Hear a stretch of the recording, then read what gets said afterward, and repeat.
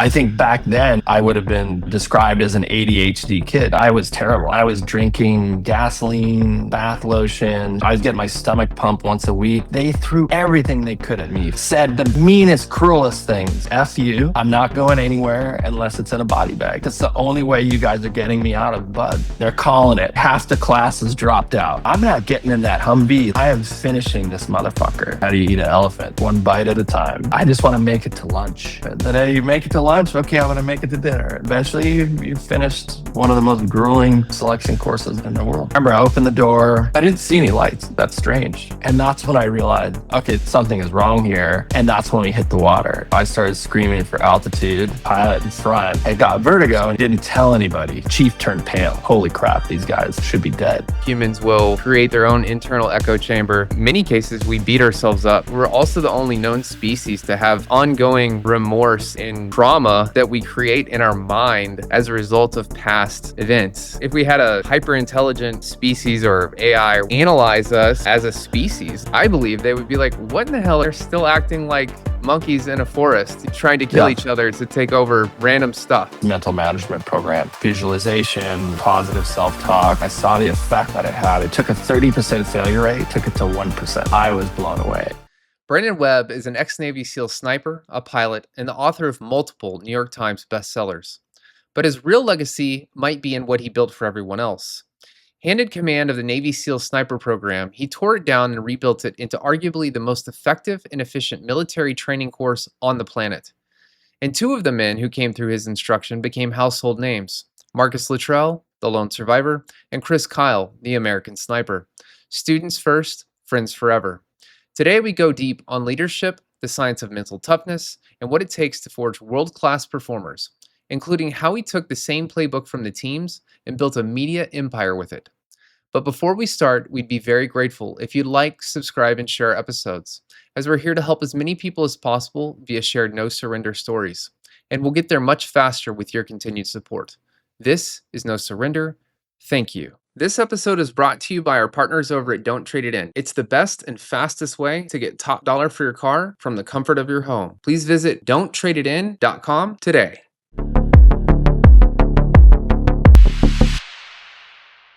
All right. Brandon Webb, thank you very much for joining us. We're excited to have you on the show and have a lot of great stuff to talk about. Thanks for having me. Looking forward to it. Yeah, you're welcome. I've done a lot of research to prep for this episode and was really amazed by how many no surrender type moments you've been through, literal near-death experiences, and we'll touch on some of those. But I mean, getting kicked off of a family boat at 16 and having to find your way back to the United States, you've lost a company, there's just so many moments. Obviously, former Navy SEAL, been through BUDS, all sorts of wild and crazy stories. With all that being said, if you could kind of just quickly tell us a little bit about what your childhood was like, and then we can move into more of the meaty stuff. I would definitely say I had a non-traditional childhood. My dad had moved from Canada. His father, ironically, had kicked him out at 17 for not cutting his hair. Then my dad ended up leaving Toronto and starting a landscaping business in Malibu, California. I was kind of living that hippie lifestyle. He had met my mom. My mom and her best friend were hitchhiking back from the beach, and he picked him up in his old 1950 Chevy and then asked my mom out, and they ended up getting married, and he moved her from Malibu to interior British Columbia, Canada in the Rocky Mountains, because he was getting into construction and there was a lot of opportunity. At the time, there was a ski resort called Kimberly near where I was born. My mom and him had me and my sister. And I remember even being a young kid, we had a really good life. My dad, he had a company that was booming, and we had a lake house in Idaho right across the border from Canada. And then there was a big financial crisis in Canada. My dad lost his business. I remember he said, I'm going to show you the value of saving and earning interest. I think the account he opened for me was attached to a business account or something. But I remember going in with my mom to get my savings account, and it was gone. All the money I put in there was gone. And I was shocked even as a young kid. I don't know how to even put it in words. It really broke him. He took it very hard to come from nothing. It had all these things and then had to file bankruptcy. And it was hard times. We lost everything, houses, boat. They just took everything, and it really shook him to the core. And then I think we ended up moving to the US when I was like in second grade. And we lived in Washington State for a couple of years. I remember I had a positive experience in Washington because I got into wrestling, made it to the state championships in Washington when I was in fourth grade. And then my parents had this dream to sail around the world. And I think part of it, they were like, okay, look, we went through all this hell, but we still have enough money saved. Let's buy the boat and take the trip. We bought a 50-foot ketch in Vancouver, sailed it to California. And the plan was my dad would continue to work construction. And there's big booming concrete tilt-up construction in Los Angeles. And so we sailed the boat to Ventura, California, lived on the boat as a kid, which is a unique experience. I actually enjoyed it, but it was still like you go to school and the other kids are like, you live on a boat? What the hell? Maybe kind of like living in a trailer park in other parts of the country. Yeah. But I had good friends. I learned to surf in California. I ended up getting a very influential early job as a 13-year-old on a scuba diving boat where we would take private divers out to the Channel Islands off the coast of California. I had great mentors on that boat, learned how to scuba dive at 13, was a full-fledged deckhand at 15 years old, making really good money. And it was an amazing experience. It was the first time because my father was really pushing me to, for better or worse, get a job, which I think he had good intentions. And I remember I got a job. I was basically a janitor in this boat store, and I cleaned toilets and mopping the floors. I'm like, this sucks. I don't want to do this kind of work. And then I get this job on a scuba diving boat, and I'm cleaning toilets, drying people's clothes. And it was a stark difference. I was having a blast. I got certified to dive. I'm diving all these crazy locations, learning how to hunt underwater. It was like a Jacques Cousteau lifestyle for me. And that was the first time I do remember even at being around 14 going, I want to do jobs where I feel like it's not work, like I'm actually enjoying the work. And look, there's time in our lives where we have to take jobs to earn a living. I've been there plenty of times. But I think the magic is if you can find something that you truly enjoy doing and you can make a good living, because then the time flies. And so I didn't realize how influential that job would be on me because it basically defined my SEAL career later on. Fast forward, I'm 16. Oh, before I got the job in the boat, we had taken a year off. My parents pulled us out of school, my sister and I. We went to Mexico for a year, and it was incredible experience. And mostly Baja, Sea Cortez, sailed down, sailed back, did the whole school on independent study back before the internet when I'd actually mail the schoolwork in. Incredible experience. And so now we're back as a family, and my mom and dad are both working. My mom she's always been super adventurous, later became a very successful entrepreneur in her own right.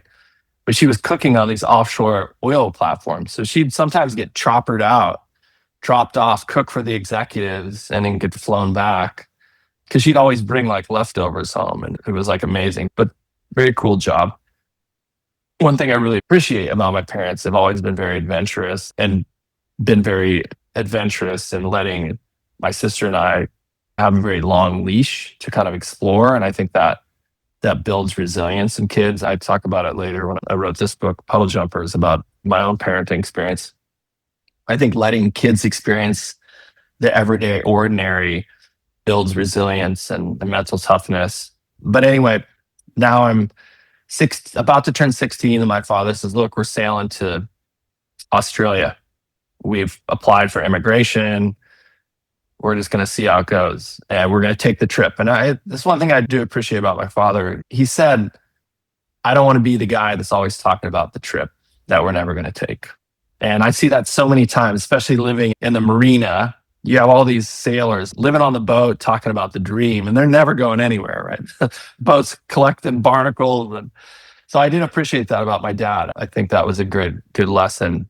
for me to see at an early age. So he said, screw it, we're going to take off. So they had saved the money and off we went. We went down to Baja from California, Baja, Mexico, over to the mainland, sailed all the way down to Acapulco. And that's a hopping off point for the South Pacific because you can sail straight across in one tack, they call it, because of the trade winds. Sailed 30 days, no land in sight to the Marquesas Islands. I think Hiva Oa was the first island we made. Incredible. One of my favorite authors, James Michener, he writes historical fiction, but it's so accurate and entertaining. He won a Pulitzer Prize, I think, for a book called The South Pacific. I remember reading about these islands because that's the other thing. There's no television on a sailboat. We didn't even have GPS back then. So I was just devouring books like science fiction, Lord of the Ring, anything you could throw at me. I was just reading everything I could get my hands on. And we made it to the Marquesas. Then you have the French Tuamotus. There's these atolls where the French tested the A-bomb back in the 50s. And then you have the Society Islands, which is Tahiti, Moorea, Bora Bora, French Polynesia, essentially. And it's beautiful. And my dad and I started having real heavy arguments about seamanship. And reflecting back, I had these conversations with my mom. She's like, look, you were a 16-year-old cocky teenager. Even worse, you had more knowledge than your father, and it was like two captains on a ship. And she said that was too much for my father. And we had a huge argument over something minor, but seamanship related. I remember a big argument we had was which anchor to use on the bow. Like, I used to get woken up at 13 being scared to death. Hey, kid, get your wetsuit on and go down. And they'd send a diver down because we had to move the boat to calmer waters if the weather got rough. It's faster to send a diver down when the anchor's stuck to unfree it and then get the hell out of there. But I remember I was like 13 when they first woke me up. I'm like, it's 2 a.m. It's dark. There's sharks down there. I got to do what? But I've had my fair share of seeing what anchors hold in certain bottom compositions. And I knew that my father was using an anchor designed for sand and mud. And I'm like, we are in the South Pacific. It's rocky reef, rocky and coral, different anchor. He's like, you don't know what you're talking about. First night we drug anchor, which means the anchor didn't hold. And of course, the humble 16-year-old, I was like, I effing told you so. Yeah. So anyway, my journey ended in Tahiti. We had a huge fight. And we kind of decided after it chilled out that it was time for me to leave. So my parents were helpful in the sense like, hey, what do you need? Let's find like, how are you going to get home? And couldn't afford a plane ticket to fly me back from Tahiti. So there's a board in Papeete, Tahiti, with these help wanted. And there was a family sailing to Hawaii that needed help. So I ended up interviewing with them and ended up sailing on a catamaran back to Hawaii and left home at 16. And it was scary. I was stubborn and ready to go. And then I talk about it in my first book, The Red Circle, cried myself to sleep 3 nights in a row, like scared to death. What the hell did I just do? I just left my whole family behind. And then I remember talking when I became a pilot later on. And one of my instructors, who was a Navy guy, was telling me the guy that taught him was a bomber pilot in World War II. And he's like, yeah, what do you do when you're just scared shitless and the Germans are firing flak? He's like, you shit your pants and then you keep flying the plane. So I was like, all right, I guess I got to keep flying. So I made it back to California. I called my boss, Bill, who owned the dive boat. I said, Bill, I finished my junior year early. Can I live and work on the boat? He's like, absolutely. I didn't realize he had a conversation with my parents before we left and said, hey, Brandon can stay with us. He's a great kid. If he doesn't want to go, like, he can stay. I didn't realize that happened until my mom told me years later. So I ended up working on the boat, and then I'd wanted to be a fighter pilot since I could remember. And I realized that I didn't have the academics. I just wasn't in a good position for it. I couldn't afford college. I didn't even know how to get a college loan, or maybe I would have done that. But I realized I need a better plan. And then I read a book called Rogue Warrior by Dick Marcinko, the guy that founded SEAL Team 6. And it blew my mind. And I started looking into that, and I'm like, oh, I can join the Navy and just apply for that. Oh, and the Navy can pay for my college. I was done. I was like, okay, I'm going to be a SEAL. So that started my SEAL journey. At the time, I couldn't get orders to directly to the SEALs like you can today. You can get a direct contract to at least have a straight shot. Back then, you had to just take a regular Navy job and apply once you're in the Navy. So I became a search and rescue swimmer in helicopters and equipment operator in the back. I operated sonars and other stuff. Was incredible experience, amazing training. But eventually I applied for BUD/S and got accepted in 97. Went to class 215. I think 226 started my class. 23 of us graduated about 7 months later. And one of your guests, Eric Davis, he rolled into my class. I think Eric was injured and had rolled into the class in second phase, but we finished training together. Have known each other since we were 18-year-old kids. And yeah, I went to SEAL Team 3, became a sniper, went to Afghanistan, Middle East, doing shipboardings. And then my second deployment was in Afghanistan right after 9/11. Had my first son when I was deployed, came back, was a sniper instructor, advanced sniper instructor, actually teaching with Eric. And we both got recruited to go down to the 3-month, our basic sniper program, and had an opportunity to work with Eric. He's an amazing instructor, one of the best instructors I had. I ended up becoming the course manager for the sniper program. Incredibly challenging job, but rewarding.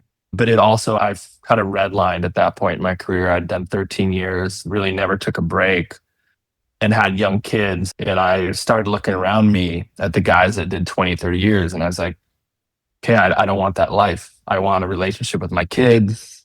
I don't want a broken body. And these guys just it's a tough life. It's like being in the professional sports for a long time. These SEALs, it takes a toll on the body, the mind. And I wanted to be there for my kids. So I made a decision to leave in 2006. People thought I was crazy because I'd been early promoted twice. I could have went pretty much anywhere I wanted, but I chose my family. And I thought, I can always come back. Let me just give it a shot. Became an entrepreneur, and now today I have great kids. I run a media business. I'm an author, but have lost many stories of loss along the way because I lost my life savings. My first business flamed out, divorce, a lot of stuff. But I think the one thing, and I'll shut up because I know you asked for a quick intro on it in about 30 minutes. One of the most valuable experiences for me was when I went to teach the sniper program. We had been trained because we wanted to modernize the program with technology. We also wanted to teach better. And so we brought in these amazing consultants from mostly the Olympic arena. And one of them was a gold medalist who had developed one of the first mental management programs, a guy named Lanny Basham.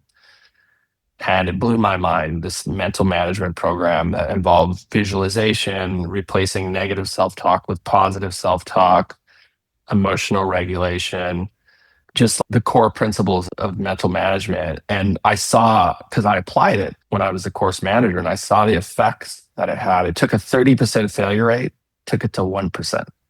Wow. And I was blown away. And after I left, I used this on my own when I had my own challenges, because it's all about the narrative we have in our heads. It's easy to say, oh, I've failed, the business is over, or I went through a divorce. It's like there's some gold nuggets in there that if you really start looking for it, like, okay, I'm divorced, but I was able to have a good relationship with my ex. We're focused on raising great kids. You change the narrative and other pathways open up. It was same with my first business loss. I'm like, okay, I lost everything, but I know how to run a business. Like, at least I know how to fundraise and get loans. Plenty of government programs. You can buy a business, but the mental management stuff to save me, and I think really helped me transition where a lot of my peers have had a tough time transitioning from military to civilian life, because it's like you're so regimented with the military. It enforces trust, but when you're on the outside, that doesn't exist. That whole support network goes away. You don't have the team anymore, your teammates, the doctors, the supply, all the support gone, and you're on your own. And so if I didn't have that mental management, I think I would have had a much tougher transition to civilian life. But anyway, that's a little bit behind the story to where I'm at now. Yeah, great stuff. You covered a lot of ground there. And I, as a part of the prep for the episode, I had a lot of talking points that you touched on the one hand. On the other hand, there's some specific stuff that I'd like to circle back to if you don't mind. Sure. Yeah, go for it. So you had and still have a no surrender. Like you were literally born with no surrender. I mean, you might as well have had it tattooed on your forehead. If I remember correctly, you even pushed your mother to the point where she almost lost her mind when you were a baby. You were like an escape artist or something like that. Yeah, I talk about it again in Puddle Jumper, my parenting book, because I think back then I would have been described as an ADHD kid. I just had so much energy.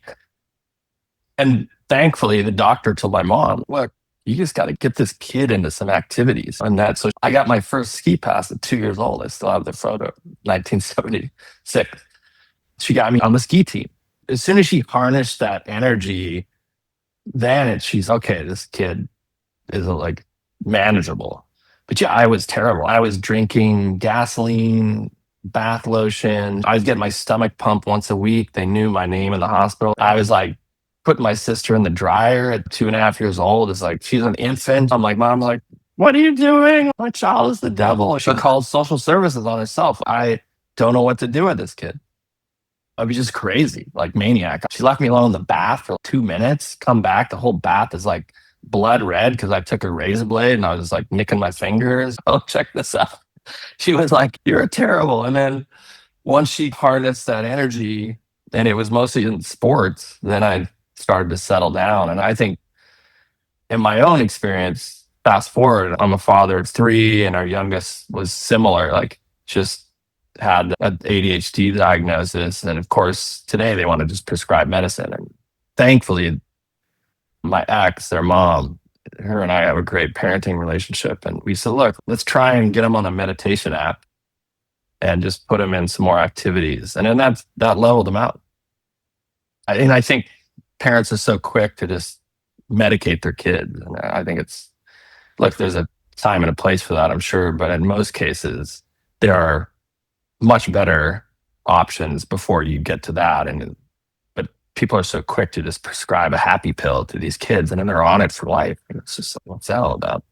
Yeah, I was a terrible kid until I was about 10, 11 years old, and things started to mellow out. Yeah. And as you said, then there was the wild ride that occurred when you all had to move and then live on a boat. And as you said, 16 years old, you were out on your own. We have that in common. I was a year older. I was 17. It's interesting how there's the nature versus nurture. As we touched on, naturally, you're very headstrong and creative, and you're not going to give up. And then, as you know very well from being an instructor on the teams, and I'm assuming other places as a business leader and stuff like that, other people, they require a ton of training. And so you had the childhood moving around, you had basically homeless at 16, went back, lived on a boat, end up in the SEALs. And my wife actually, when I was preparing for this, as you mentioned, we had Eric on the show. Do you know Larry Yatch by chance? Yeah, I know Larry. Yeah, good guy. Mark Devon. We've had a number of Mark's SEALs. great. Yeah. And I'll randomly talk about buds and stuff that you all went through. And she, the other day, was like, you should definitely ask Brandon to talk a little bit about the level of insanity that you're put through at Buds, because she had no idea that people literally will be so determined to pass, especially the swim portion, that they'll black out and float to the top. Yeah. The multiple people have died in training. But, like one example was they'll rip the breathing device. Regulator. Yeah. Regulator out and tie knots in it. But yeah, if you wouldn't mind just commenting a little bit on how intense it gets when you're going through stuff like Hell Week and other things. Yeah. I would say too on the death part, it's typically, and the SEAL humor we would call that a nonverbal DOR, like drop on request. When someone refuses to do something, it's called a nonverbal DR, and they're sent out of the class. But jokingly, that's what we call someone that would drown. But it very rarely happens, and it's usually when somebody is hiding a medical issue, like they have pneumonia, or they should be bringing it to the staff because they will work with you. I had a leg injury in third phase. Thankfully, it was over Christmas break, and I was able to heal up. But they will work with you if you have earned it. But aside from that, it's brutal, right? 10% make it, 90% fail. It's designed to really push you to the limits mentally, mostly. Like physically, I think an average person that can mentally tough it out can make it. I was an athlete in school, but I wasn't an exceptional athlete. I wasn't scholarship anywhere. I would consider myself an average runner. I became above average because I had learned how to push, almost like Prefontaine, one of the first Nike runners. He would admit this guy was a mental beast. He's like, these guys are way physically more gifted than me, but I know that I'm mentally tougher. And he knew how to play that game. And I became a good runner because of that, even at the team level.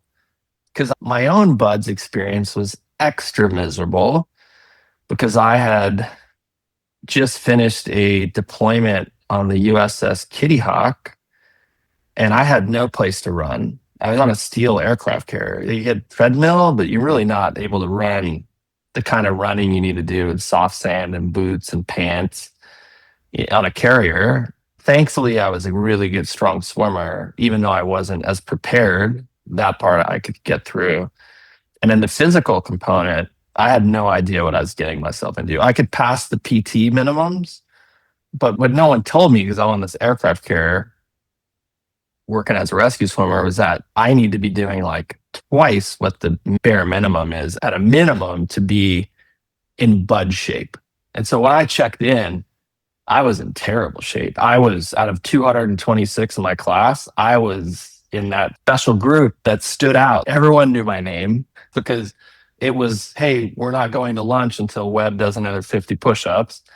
All the instructors knew my name. Every run, I was in the back of the pack, and they take the last third of the pack and they chop it and they call it the goon squad. So now you're in the goon squad, you're in this notebook. So you're doing remedial PT. So when you have a 5 a.m. PT the next morning, I got to show up at 4:30 and get my teeth kicked in until the real fun starts at 5 a.m. I have to get up extra early to make my bed and get my room inspection ready, then go with all the screw ups to the PT. I was a mess. My calluses on my hands were ripped off. I had these nickel sized holes in my hands where my calluses had ripped from the climbing the rope, a wet rope with sand and salt water. I was freaking destroyed, man. And now we're in first phase. And so BUDS is 3 phases, right? The first phase is the mental, physical conditioning phase that ends with Hell Week, where they keep you up for 5.5 days. And it's not just stay awake. It's like you're doing crazy stuff, like 2-mile ocean swims at night, running crazy distances, marathon distances. It's nonstop.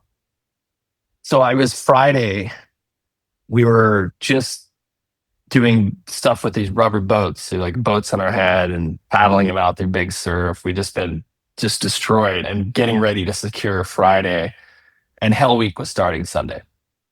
So we're running with the boats on our head back to put them away and thankfully end the day. And the 4 meanest instructors were standing in the compound where the boats are loaded up in first phase. It was Getka, Buchanan, Sholin, and Gillespie. I still remember these guys. They're just like the meanest guys in first phase. And anyone that goes to first phase as an instructor, I know this now because I became an instructor later. They're working out some issues on the students. They've got some issues to work out, like some axe to grind. So they told my boat crew leader, Anson Matthews, hey, go secure the boat and send Webb with us. And Matthews put up a half-hearted good fight. He's like, well, where are you taking him? And like, doesn't fucking concern you. And he's like, oh, who y'all instructor? And off they ran, right? So now all alone, these guys take me out on the beach for an hour and a half. And again, I know what they're trying to do now. They were trying to get rid of me. They thought I was weak, didn't belong, and was just holding everyone back. Because I was a physical mess. Like, admittedly, I was a disaster. Because my body was broken down and I just could barely, it takes a while. Your body is so broke. You need a rest, right? And there's no rest in first phase. You just got to suffer through it.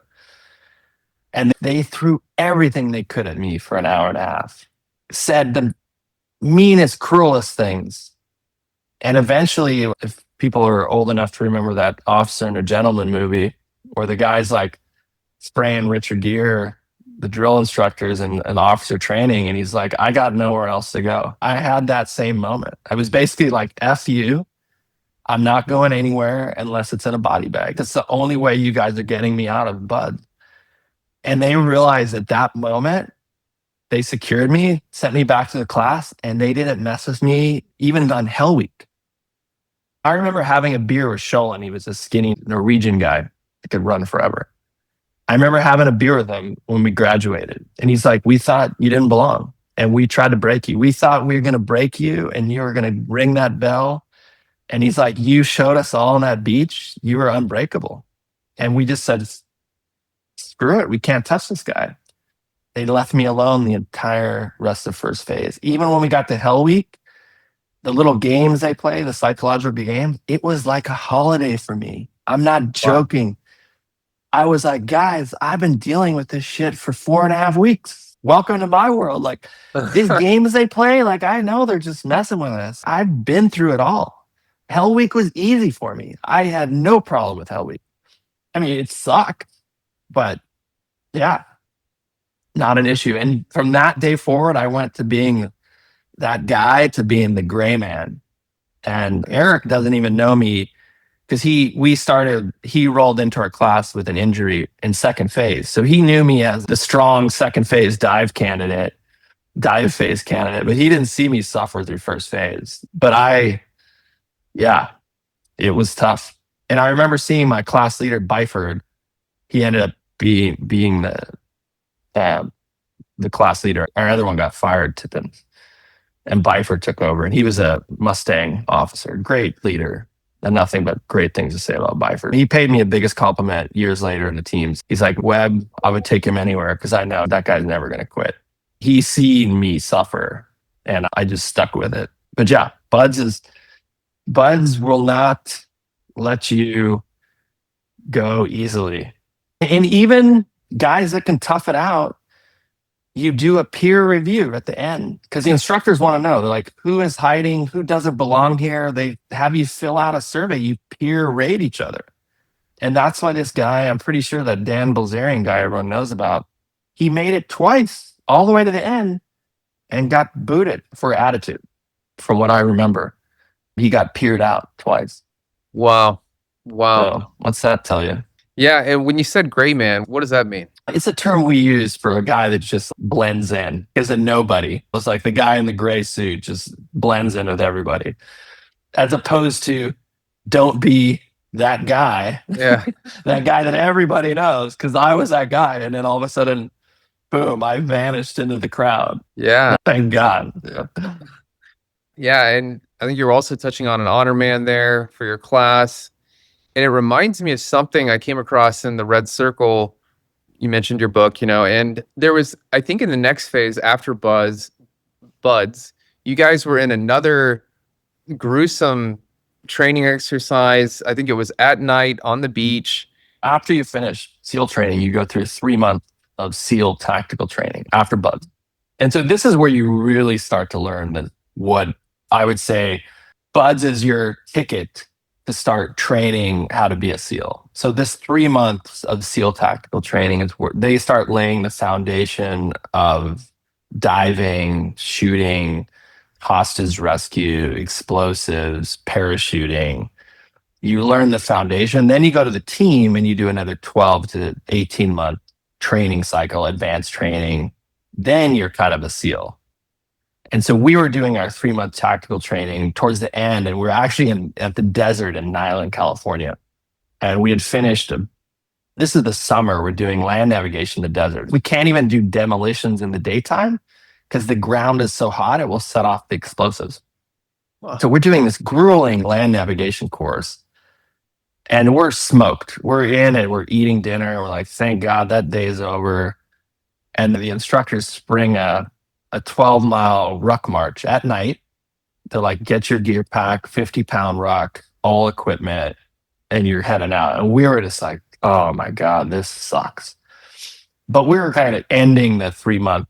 And this was like, they wanted to pressure test us. So you're still getting tested. We have a saying in the SEALs that you earn your Trident every day. And it's true. I seen SEALs that were 3-4 years at a SEAL team level and deployed already, and they slack off. They think they can rest on their past accomplishments. They get sent back to the Navy, out, pull your pin and out you go. So we take it seriously, and it's a good lesson, I think, and a good ethos to live your life by. But anyway, they sprung this on us, and my swim buddy, Rob, who is extremely talented, gifted athlete, very good operator, but just had a mouth that wouldn't stop, was quick to just tear anyone down he could. And we were halfway through, we were at the turnaround point, and he was ahead of me, but he had stopped. I saw him on the tailgate, and he was like, game over. He had totally heat stroked out. And he was the first guy, and he lit off his strobe. He popped the strobe so the medics could come get him. So anyway, I'm headed back on the halfway point. I can see the lights now of the compound, and I know I'm close to finishing. And it was brutal. I remember I stopped for a water break, and I stopped, and my legs cramped up, and I was like a tree, a fell tree. I couldn't even stop myself. Both legs seized up, and I fell over and just like fell with my gun. I'm like, and I had to beat my leg to kind of like get the cramps out so I could finish. And I remember our honor man in Buds, Newell, I think was his name. He pulls up next to me in the Humvee, and he's like, Webb, they're calling it. Half the class has dropped out from heat stroke. And this is like midnight. And I'm like, hey man, I'm half a mile and I've just put myself through fucking misery and hell. I was like, I'm not getting in that Humvee. I'll see you back at the compound. I am finishing this motherfucker. And I just pushed on, head down, and finished. And it was like me and a handful of guys. And then I started hearing the rumors. And even our honor man in Buds was in our class. Like, he's like, I'm done. I had enough. But I was like, and then I started hearing rumors about disco. And that was Rob, because he lit off the strobe, and now he got this nickname Disco Stella. And it was game over for him. It followed him back to the team, and he couldn't take it. And he popped off as a new guy. He popped off to his leadership in his first platoon, pulled his Trident, sent him back to the Navy. Years later, I was taking my son now, he's 24, taking him swimming when he was 3 at the training tank for lunch. Because they had a training tank's amazing. It's like huge pool, diving platforms. And all my kids learned how to swim at 3 months old. I put them in infant swim school. So my son and I are going to swim at lunch break, and I see the blue helmets pushing them out on the deck. And I look, and there's Rob going through Buds all over again. Wow. 5 years later. And I made him do some push-ups and gave him some shit. And then, I went swimming with my son. But yeah, that's a lesson in humility. And look, there's going to be locker room banter. It's fine. But if you take it too far, and this is a conversation I have with my son in puddle jumpers. My youngest, he got kicked off the basketball team as a freshman. And I told him the story of Rob. I was like, look, Rob is so talented, like extremely talented guy, gifted. But no one wants to work with a fucking jerk. And there's plenty of talented jerks out there. Smart, good at computer science.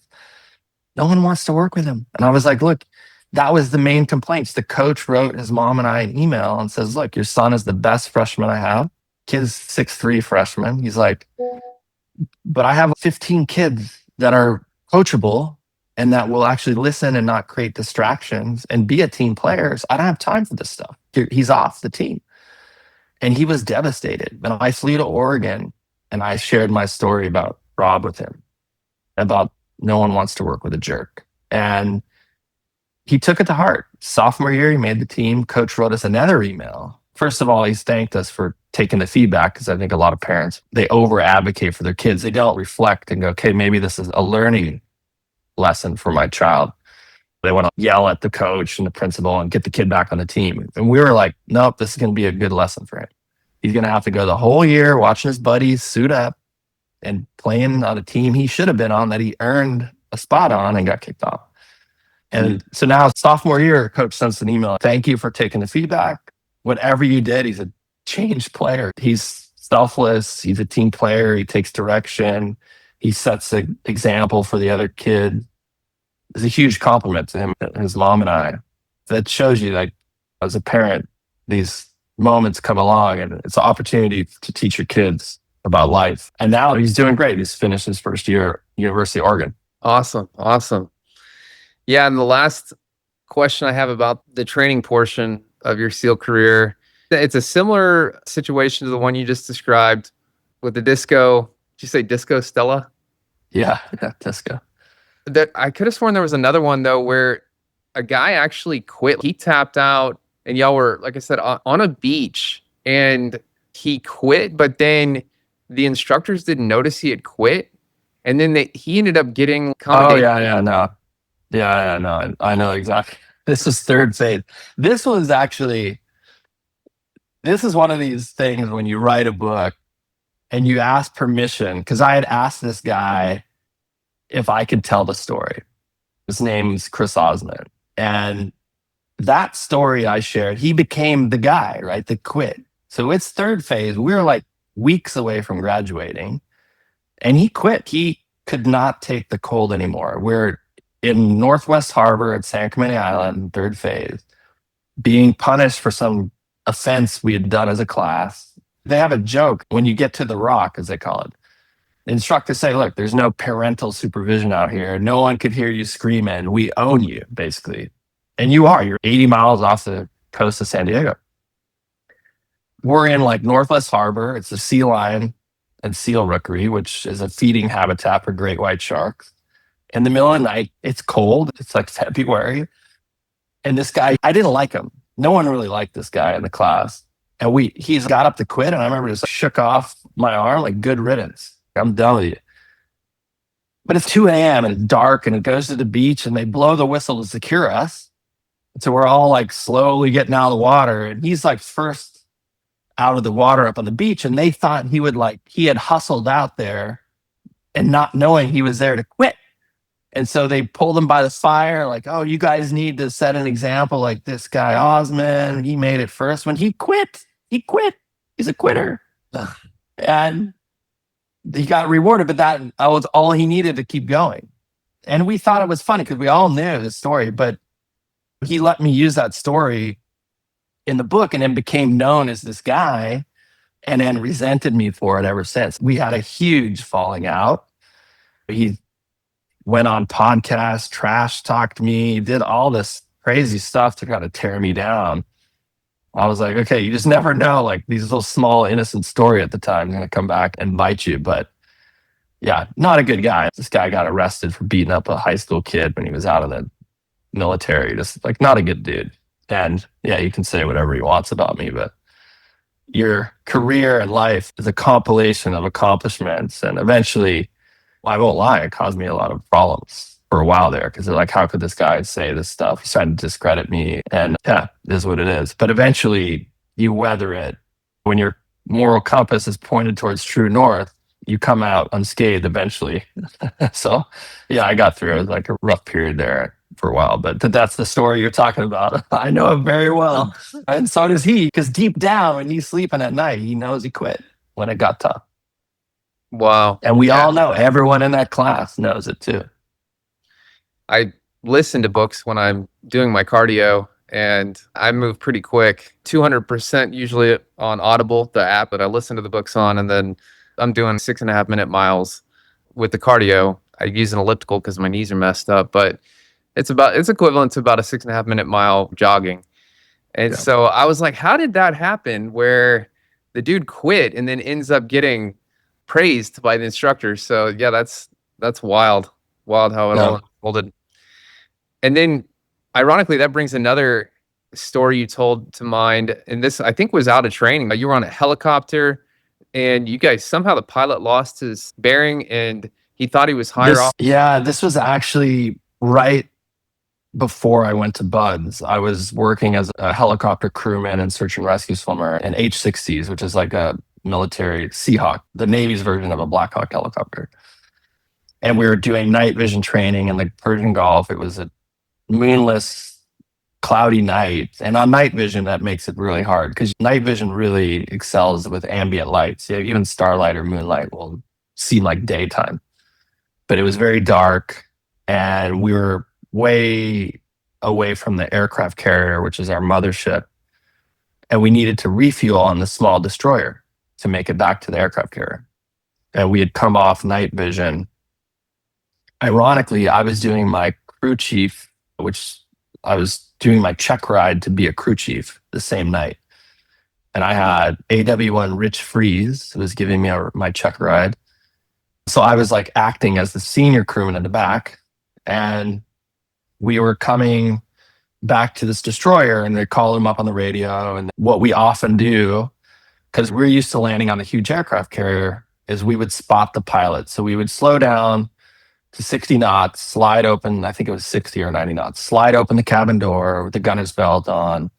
And then I'm holding on to the handles, and I'm looking down, and they have a VASI, which is a vertical array of lights that tell you if you're on a glide slope for landing. And I remember I opened the door, I looked, and I expected to see down below the lighting system for the destroyer. I didn't see any lights. I'm like, that's strange. And I'm like looking out at the horizon, and then I see the lights, but the lights are like up here, and they should be like down here. And that's when I realized, okay, something is wrong here. And that's when we hit the water. Thank God we hit the water slow, because if we had have hit fast, we're all dead.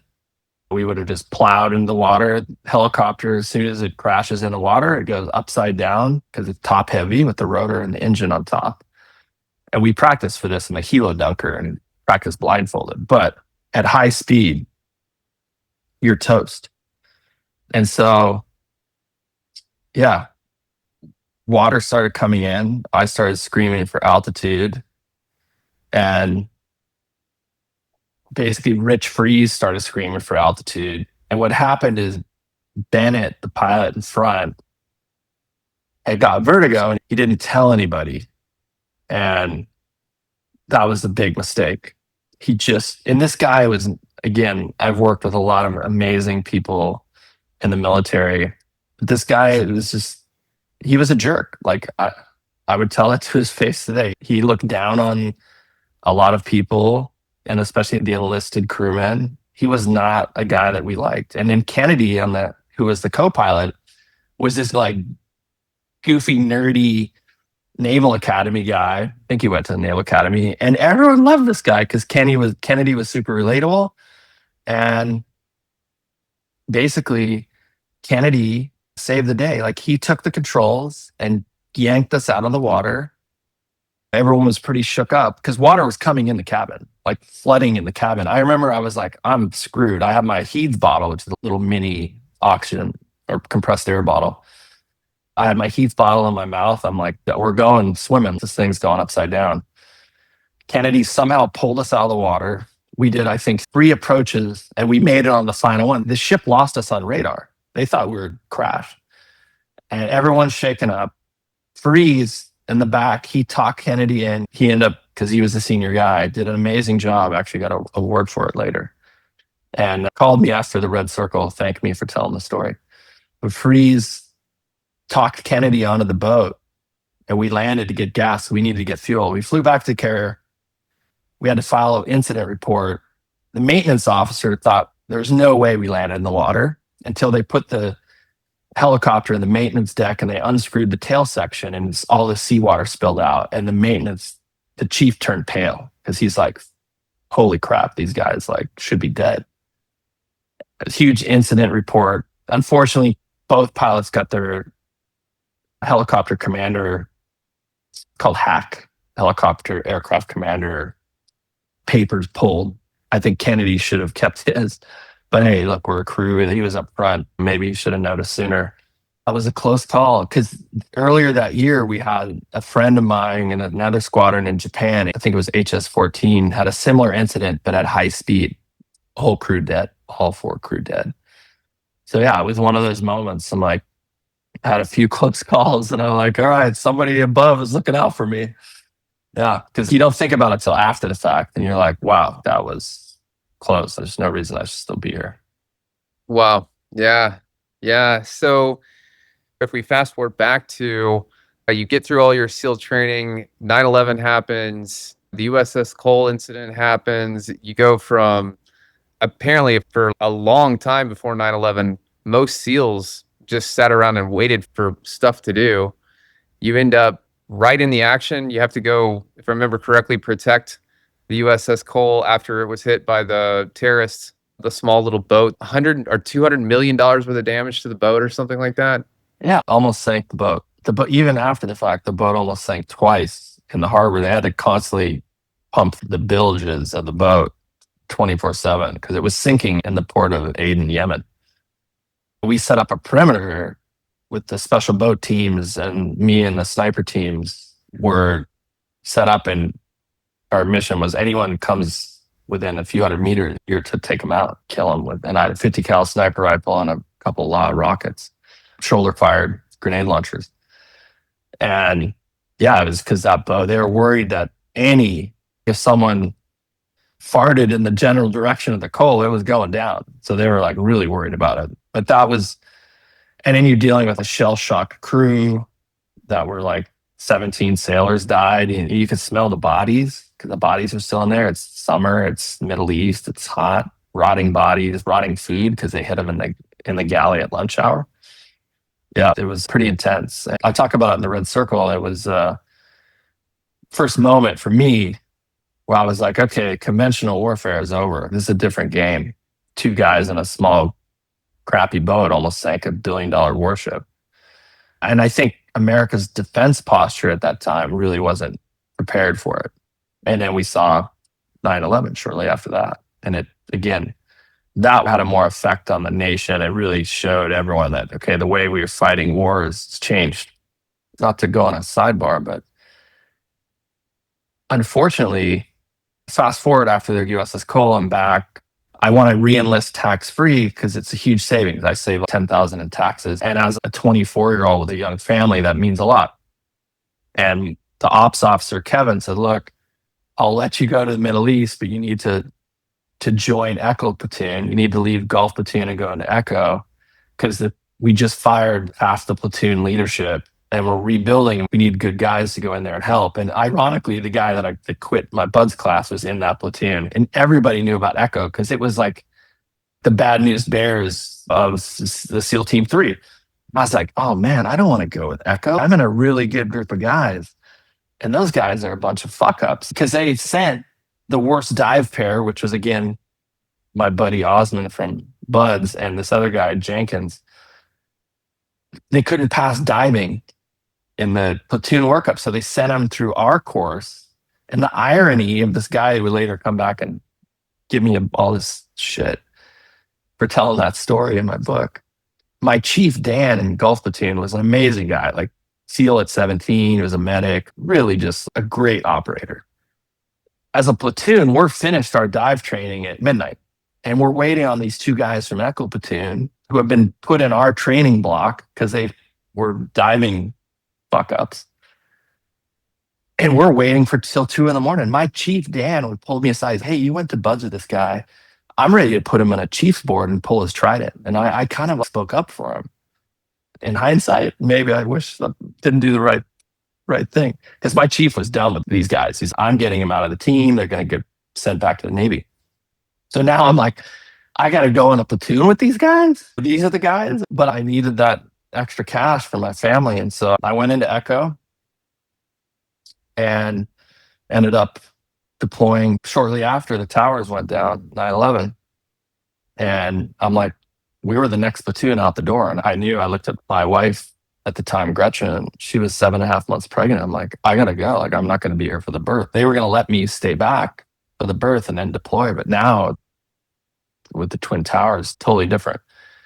Back to my sidebar, when we went to Afghanistan, we got briefed on the rules of engagement and what the mission was, which is so refreshing at a company level or military level when you're like, this is what you're doing, this is the mission and what we're here to accomplish. And it was destroy the training camps, remove the Taliban from power, and along with the training camps, kill the bad guys. And we did that in 10 months. Aside from capture Osama bin Laden, that was done. Mission accomplished. And because you have this traditional guard, right? These guys are all 4-star generals, admirals. They had this traditional mindset of the way that we should fight wars and occupy countries. The second phase of Afghanistan would have been 2002, troop buildup and all this defense industrial complex took off. And then we're there for 19, 20 years. And I'm like, what are we doing? I can see that this isn't the way we should be fighting this war.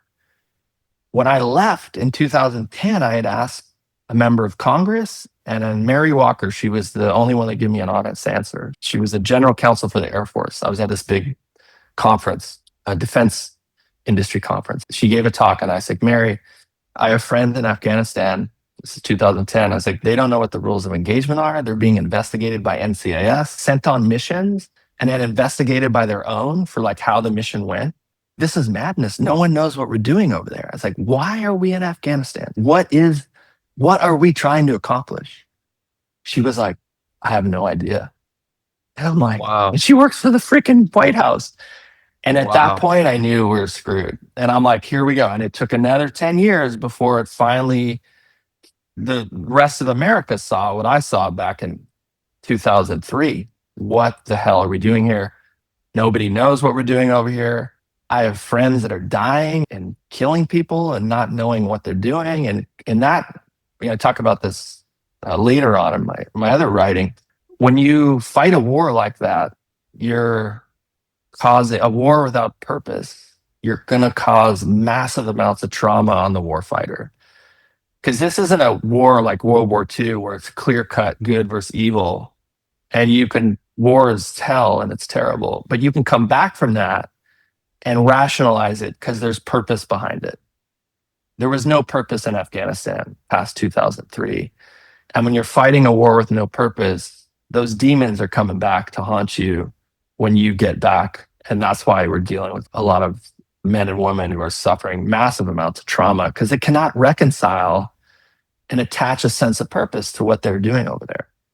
Look, I saw terrible things and did terrible things that you do in war in Afghanistan. I sleep well at night because when I was there, it felt very rational and justified and there was purpose behind it. And I know I did the mission and I got home to see my family. And I feel really terrible for a lot of men and women that don't see that. And the good news is the way that we're seeing the military being deployed now with Venezuela and Iran, these short, limited engagements where we're not committing massive amounts of troops on the ground, that's the way we should have been fighting it back in 2003. But you had this old generational mindset that couldn't grasp that the way that we're fighting wars has changed. But we're seeing it now because the old guard is out and you have the new guard in and they're like, no, we don't fight. This is not how we should be engaged in these types of operations. And Venezuela is like textbook, right? Iran is a little more complicated, but Venezuela, when I saw that go down, I was like, that's how we should use the military. We have the technology, the special operations, in and out, boom, boom, get the hell out of there. And then you can affect and accomplish what you need to accomplish without putting an invading force and occupying it and spinning up this massive industrial military complex. 1 trillion, I think, of equipment left behind in Afghanistan. Like that could forgive an awful lot of student debt or pay a lot of healthcare for Americans. And we just freaking flushed it down the toilet in Afghanistan. And it's a shame. But at least on the bright side, the military today is being used how it should have been being used a long time ago. More effective. And that's the way that we should be fighting wars until we evolve, hopefully to a point where we can settle our differences without killing each other. Yeah, it's hard for my mind to not go down a rabbit hole on this topic. We're the only species that doesn't actively do everything it can to ensure its own survival. I think Mastering Fear, you wrote a lot about the echo chamber. You talk about how humans will basically create their own internal echo chamber. In many cases, we beat ourselves up. We're also the only known species to have ongoing remorse and trauma that we create in our mind as a result of past events. If we had a hyper intelligent species or AI or whatever analyze us as a species, I believe they would be like, what in the hell? They're still acting like monkeys in a forest trying to kill Yeah. each other to take over random stuff. Yeah, And no, this makes no sense whatsoever. We have this beautiful planet, so much technology, the ability to feed everyone in the world, take care of everyone, but we just like healthcare wise, and I talk about this quite a bit. I'm pretty passionate about as an American and having kids with my two oldest avoided the mess of the college system and put them in the UK because my son was being penalized. He was being racially profiled and by all means should have gotten into any school he applied for. He had a 4.3 GPA, was like academic all-American speech and debate champion. And I hired a college counselor for him. I'm like, why isn't he getting into these schools like MIT and Harvard or Stanford? She's like, he'll never get in there because he's Caucasian. He's just like racially profiling. And you have a higher income level. I'm like, but yeah, but he earned it on his own. No, sorry, it's not the way it works anymore. The education system is a mess in America. I look at Europe. Him and his sister went to the top schools in the world in the Oxford school system. My daughter just graduated her master's from the Royal College of Art, #1 art school in the world.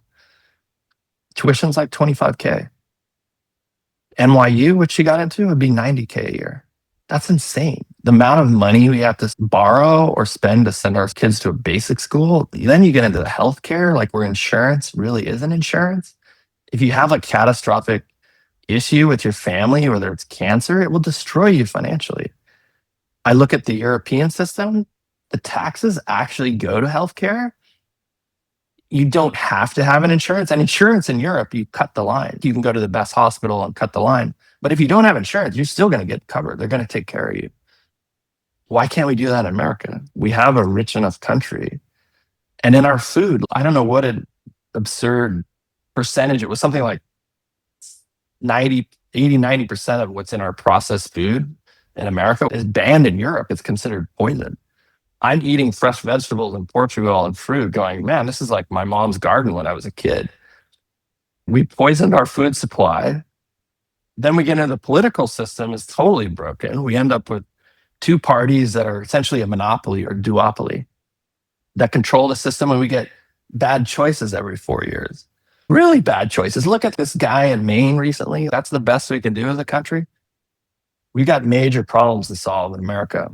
So I hope that my kids are Gen Z and I see how compassionate and how much they care. And I hope they're going to save us because we have a great country and we just fucking it up. Like, why can't we get our act together? It drives me insane. We can feed everybody. We can send everyone to school, not put them in college debt. We can feed our people better. We just don't. I believe in capitalism, but it needs a 2.0 fix, right? And I look at the way that Europe, the EU operates, and there are many things we could learn from healthcare, medicine, food, education. You can go to school at a top school in Amsterdam for nothing or a few $1,000s a year as an EU resident. Wow. Yeah, it's crazy. And if you're a foreigner, I think when I looked at schools for my daughter, it was $3,000 a year tuition at the top school, Eindhoven, which is one of the top design schools in the world. That's crazy. And in America, you go to an average school and you're spending $40,000, $50,000 a year. Yeah, and what you mentioned about your son being basically the poster child to get into any school he wants and not getting in because of the color of his skin.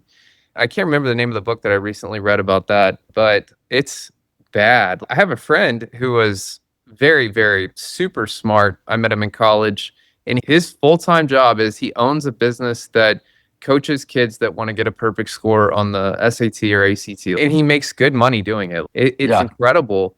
And the fact that these colleges, they cannot, on the one hand, on the other hand, they will not admit the kids who deserve to get in based on merit. That goes hand in hand with everyone gets a trophy. Eric Davis, we've already touched on him a couple times during this conversation.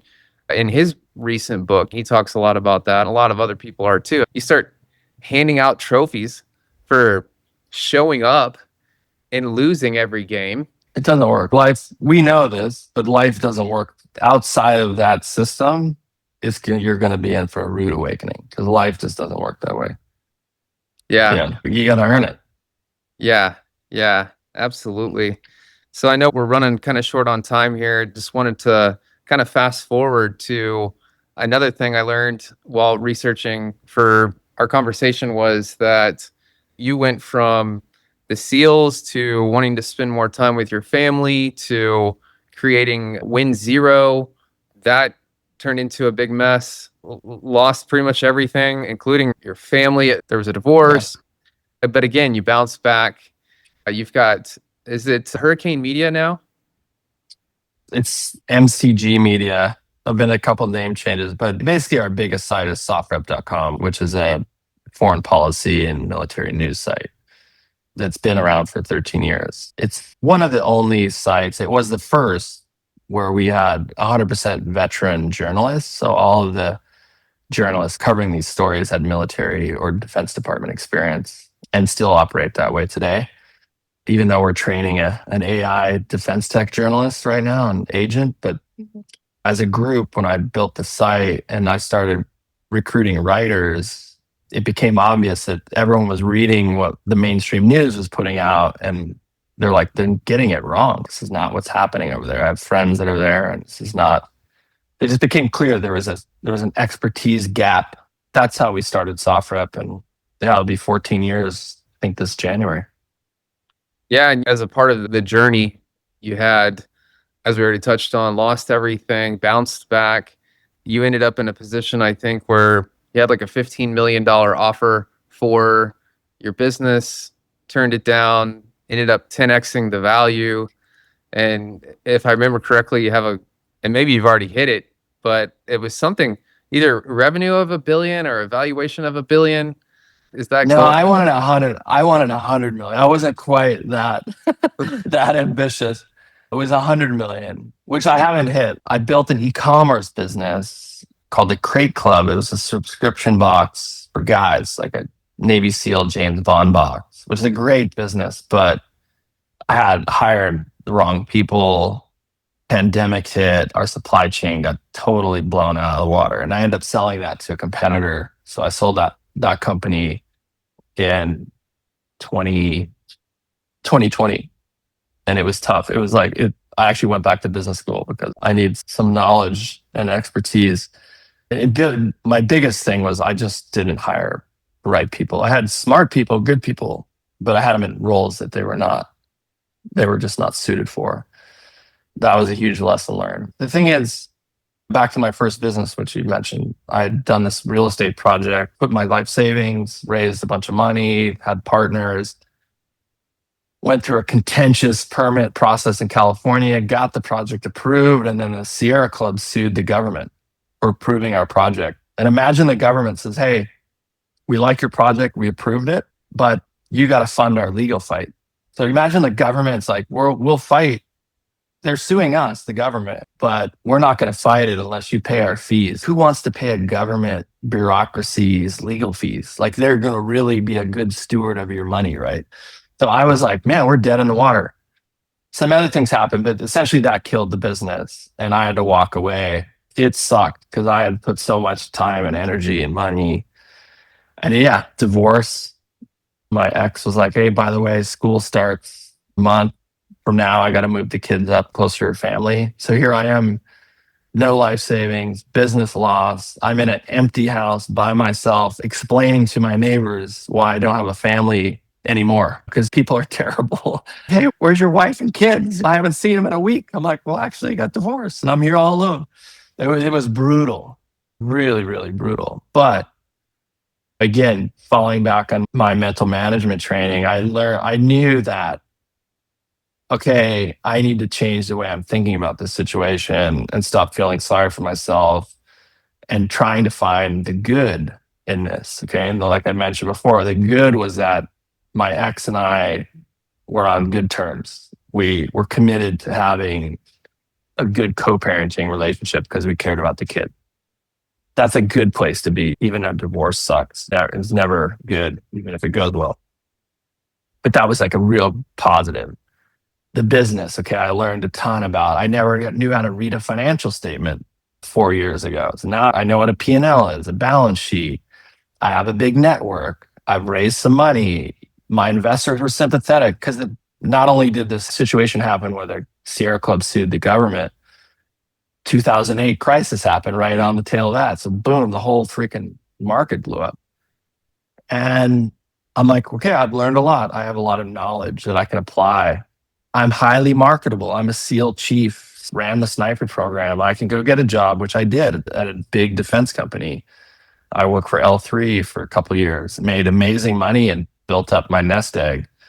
But it was that change in mindset. Because it's like that movie Aliens, right? Where that guy, he's game over, man. Game over. We're all fucked. We're dead. It's like there was that guy and everyone else trying to solve the problem, right? And Sigourney Weaver ends up yelling at this guy. Nobody wants a guy like that on your team. And you certainly do not need that guy as a little voice in your head. You got to get rid of that guy and replace it with another voice that is focused on solution mindset. How do I grow? How do I learn from this? What did I learn? What are the skills I have? And use all that positive to go forward. Because what else can we do? If we wallow in all this crap, we're never going to get out of it. The people that do that go to a very dark place. But if you choose another path, you can go live to fight another day. And life is one big struggle. And I can tell you, there's no happiness without sadness. It goes hand in hand. It's like the yin and yang, you know? It's always something going to pop up. And you got to take the bad with the good, because you realize, like, when you have those good moments, it goes hand in hand. Hopefully more good than bad in life. Yeah. Yeah. The bad sets a point of reference for the good. Yeah. And I think that's probably a great way to kind of end it with this final question for you. So you've had this wild and, I think, crazy in a good way life. You had the no surrender personality, mentality when you were born. You ended up on your own at 16. You ended up getting through buds, even though they tried to break you, lost everything, almost died multiple times. I don't know if you've heard of the book, The Subtle Art of Not Giving a Fuck or not. Yeah, I know the book. Yeah, so it's the thesis there, for those who don't, is you have to find a way to enjoy the suffering, basically. Like, you have to find a way to enjoy the challenge. You know, and here in the United States, we talk about life, liberty, and the pursuit of happiness, right? And we've touched on the echo chamber, right? People getting inside their heads and letting that internal voice, in some cases, destroy their lives. With everything you've been through, everything you've accomplished, and we didn't even touch on all your books. You've got over 10 books that you've published. You're a best-selling author. What advice, and you already kind of touched on this just a minute ago, but what specific advice do you have for people who might be in a really dark place right now, who feel like they're at the end of the road, kind of like you just mentioned with the Alien movie example? Like, Yeah. like, what specific advice do you have for people who really need that just little bit of, I guess you could say, ammunition to start firing again? Yeah, look, it can be really bad. And I've been in those, Buds showed me that. I've been in some really bad places. And there are times when the best thing you can do is just get through another minute, another hour, another day. And then you got to reframe and find the good. Churchill has a great quote. It's one of my favorite quotes. He's like, never let a good crisis go to waste, because there are always gold in those crisis moments if you look for it. And if you're in a dark place, you got to start focusing on the positive. And I guarantee you there's some stuff there. There's people that care about you. someone has reached out and lent a hand and been kind. There's always something. And when you start focusing on that, one thing leads to another, and then you get out of that darkness. It's always darkest before the sun comes up. But sometimes you just got to take it a minute at a time and just survive and realize that there's always positive, always a lesson learned if you just focus on it. We saying in buds, it's like, how do you eat an elephant? It's like one bite at a time. And I remember, I just want to make it to lunch. I'm going to make it to lunch, and then I'm going to see what else happens. And then you make it to lunch. Okay, I'm going to make it to dinner. And when it stacks up, and eventually you finished one of the most grueling selection courses in the world. And there's a big mining construction boom. And my dad ended up getting into construction, making really good money, started a construction company. Yeah, absolutely. It's just not giving up, and the positivity thing that is so critical. I think you mentioned the attribution rate, or I recently learned it from your books, but going from 30% in the sniper program that you redesigned for the SEALs to, was it 1% attribution? Yeah, it was almost less than 1%. We started graduating everybody because what we realized is that we didn't need to run the SEAL sniper program where we're getting already seasoned, motivated Navy SEALs that have been through everything. We don't need to treat it like a boot camp and yell at them we need to teach them better. We need to become better coaches, better teachers. So when we did that, we taught better. We were not pointing out mistakes, because when you point out a mistake to a beginner, if I tell you, Justin, you're flinching on the rifle, what are you thinking about now? I just planted that in your head. Where I can say, Justin, slow down, focus on your shooting fundamentals, take a slow, smooth breath, make a smooth trigger pull. That's putting a very different image in your mind. And the outcome will be much better than if I tell you, Justin, quit flinching. You know what I mean? So that's how important, I talk about in my parenting book, how important it is to how we talk to our children, how we talk to our employees, makes a huge difference. And so when we started doing this as instructors and teaching them how to put a mental program in place for themselves, everyone started graduating. Very rare that we had a student, at least when I was running it as course manager, everyone started graduating. And then we started getting calls from Army guys downrange who our SEALs were on loan with. And they're like, man, what are you teaching these guys? They're just deadly.